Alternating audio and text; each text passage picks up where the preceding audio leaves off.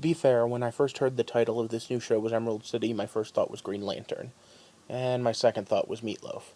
So maybe I'm a little out of touch with this. But I also have to say that The Wizard of Oz touches a special place in my heart, as one of the first stories that truly scared me.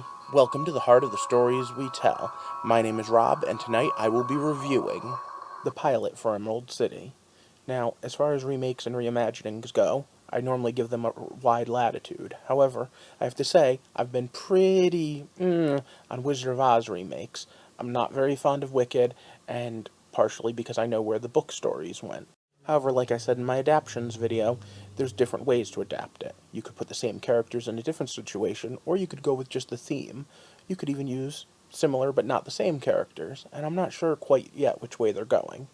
One of the strongest themes of Wizard of Oz, to me, is the idea of hidden strength. The fact that you had the power all along. And if this show hits that really well from episode to episode, I won't complain too much. But for now, let's sit back and watch that first episode, and then I'll give you my thoughts. As for always, watch out for spoilers in case you haven't seen the episode. So once again, it's stop. Spoiler time. So right away, I like the way they adapted some of the things. Obviously, they weren't going to do a black and white start, but they did mute the colors. And then once we hit Oz, well, the land on the other side of the rainbow, we colored things up a little bit more. Only it happened slowly. One of the other things I really like is the fact that they did take the time to modernize some of the concepts. She's not just a farmer's daughter, she's a nurse, although one that's running away from everything and responsibility, and one with some mommy issues, probably some daddy issues too, but we haven't seen that yet. The fact that Toto is a police dog, so he's actually way more useful than he was in the original. And then there's the fact that we have the way they introduced the Scarecrow, who I guess is going to be a sex symbol for this show. Yeah, sex symbol Scarecrow, not... I didn't see that coming. I really thought they were going to name him Scarecrow, but they named him Lucas. And the reason is because Lucas is the name of the city she's from, so I guess that's about it. The thing that strikes me the most is how easy it was to make the connection, though. They took his mind, which means he has no memory, but it's not just no memory.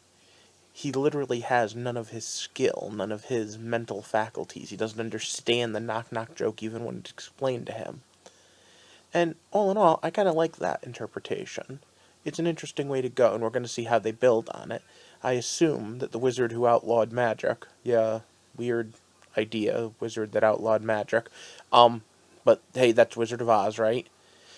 That he's going to give him back his brain, but I don't think he has to. I think, once again, the idea that the power has been within you the whole time is a big going theme in the original story, and I'm assuming in this as well. Then we have the wizard and the cardinal witches. Cardinal witches, cardinal directions, get it? North, south, east, west. And of course, the wizard that controls the whole kingdom. Pay no attention to the man behind the curtain. I'm still curious to see exactly how they're going to play off the magic. After all, the symbolism was pretty hardcore in this. The fact that Dorothy got ruby gloves instead of ruby slippers. The fact that obviously they're magical and they blended into her, giving her the magic. The fact that the prophecy reminds me of Lord of the Rings and Shakespeare, because no man born of a woman or no man may, well, no one can kill a witch but a witch. And in this they give Dorothy a little more agency. She didn't just fall on the witch, which they could have easily done. No, she fell on the witch and that hurt her, but she tricked the witch into killing herself. And by killing herself, then a witch killed a witch. But because Dorothy was responsible, Dorothy got the power. I'm starting to have Highlander flashbacks.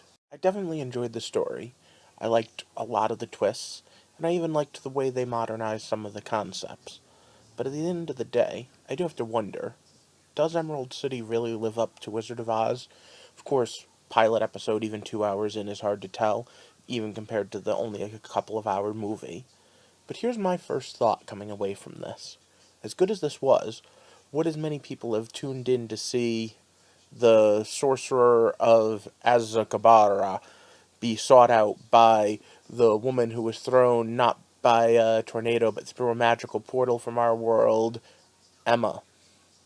Yeah, because you see, without the Wizard of Oz trappings, would this have been a good story on its own? So far I'm thinking yes. It probably would have been. but not one as many people would have seen. Very real chance that this was just a stunt, a way to get people to tune into the new fantasy series that had nothing to do with the name. At the very least, they've won an audience member who's going to come back next week for episode 2, hour 3 of Emerald City, even if they didn't make any Meatloaf or Green Lantern references along the way. All in all, I like the way they've taken twists on concepts, but still played somewhat true to their original idea. And I'm liking most of the characters so far.